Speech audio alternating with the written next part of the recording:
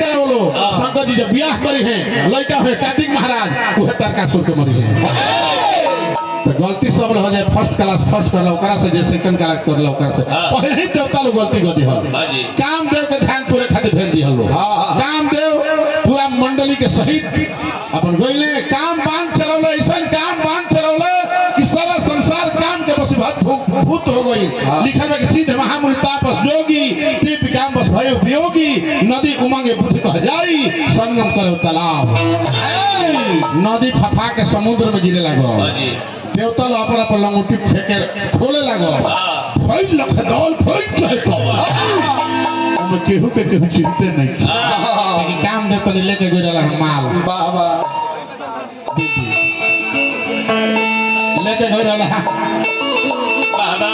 तो कहले गई तेरी आइल बड़ी सुंदरी अरे नाची के खेलो गो करी धार लगली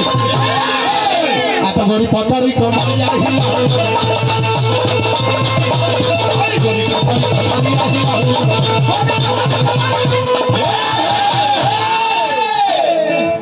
सोना ये संतानावा गोल्डन कलर बा चंद्रमा ऐसा मुख बा आ सोना ये संतानावा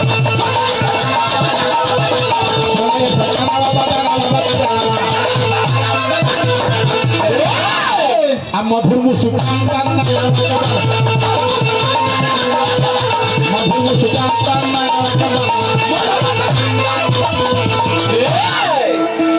तिरछी नजरिया से भोंकली कटरिया अरे तब तर कन खिचला अगरे पतरी कमरिया ही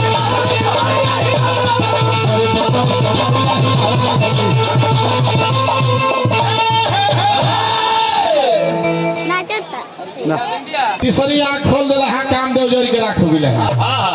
हैं ये लोग जब देखना तो कहले कि तार लोग बाछी ऐसा मुंह देखता नहीं जालो तार को माफ कर देता आकाशवाणी भइल कि देव ना है देव महादेव हमें रौरा सब के कहे के ढंग गलती हो गई है अपना गुरु बृहस्पति महाराज के आगे लेके जाके ढंग से बात कही तो बड़ा सुंदर एगो लय आई रहे साहब अरे की हाथ में मेहंदी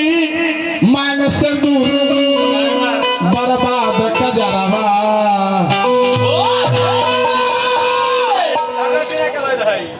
ना सदस्य के लय है झरेलिया के लय है तो आए हम झरेलिया गोल रहे हमरा से बड़ हवा अरे की हाथ में डमरू भाल चंदन मजा टगा के हरिया हो हाथ में डमरू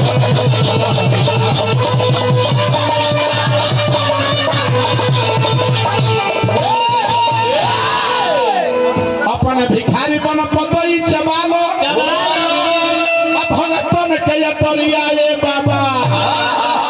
कुकुरे वाला हवे लोग अपने भिखारी बन पतई चबालो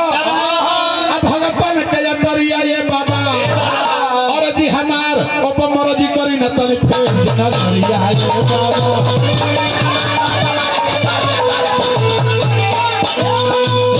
और जी हमार उपमरजी करी न तनी फेर नरिया ये बाबा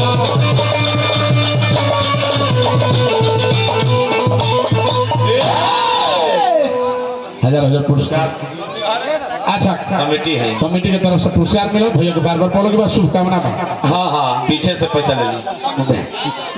हाँ कोथुआ सबर सिंह की तरफ से पुरस्कार मिला बार बार बोलो के बाद शुभकामना बा माने हमारा दिलीप भैया भगतन के परिया ये बाबा अरे कहले दादा कैसे होई भजन गुरुवा को गई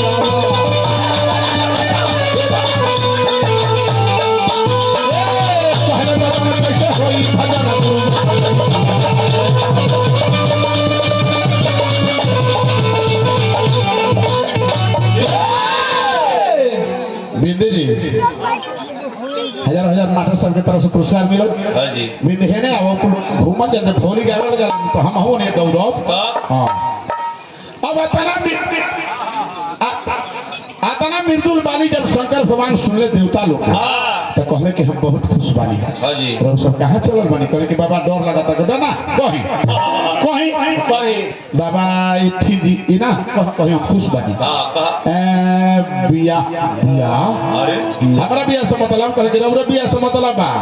रौरा लइका कहाँ से तरका सुर के बस बा। हाँ तो भाई बड़ा फेरा में डल तो हम तो बहुत बियाह करबे करो। हाँ हमार बियाह के करी हाँ जी काहे एक तो बौरा ऊपर से दुआ हाँ आ लड़का के गुंजन ऐसा लड़का लड़की कौन पसंद करी पहले केहू पसंद करो बजन करो लड़की रौरा खातिर राजी बिया 87,000 बरिस से उपवास बड़ी सिर्फल के पतई छे बात तारी हाँ जी बोले कि तो लड़की रे जाके शिकायत करो लो निंदा करो लो अगर लड़की खिसिया जाई आ झाड़ू लेके चहेट ली तो जान जे लोग शादी करे के तैयार बिया काहे कि एगो